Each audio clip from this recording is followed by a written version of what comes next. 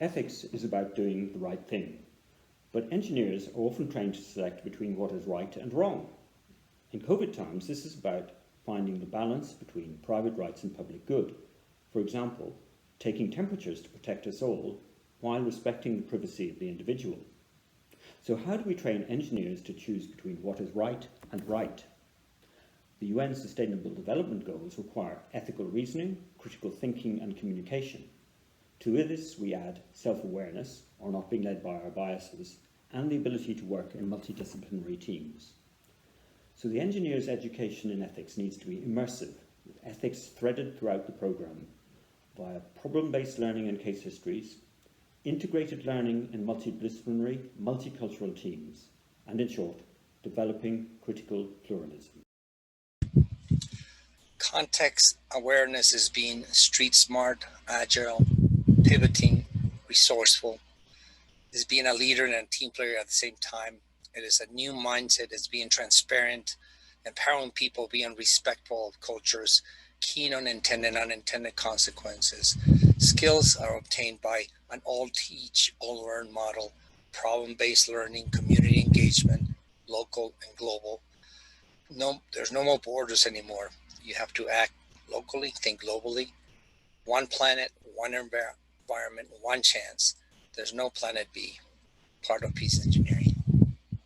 The pandemic has challenged human resilience of individuals working at home for months.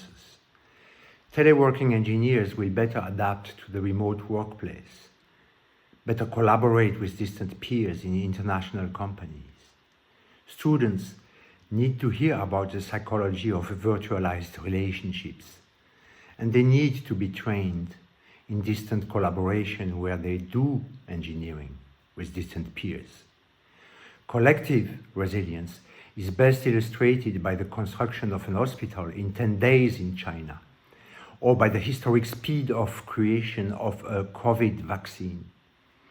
Engineering competences mobilized here relied in critically but skillfully using digital simulations to repurpose pre-existing solutions, select the optimum from myriads of options, and plan realization with confidence. These competences are a durable professional advantage in a crisis or in any competitive context.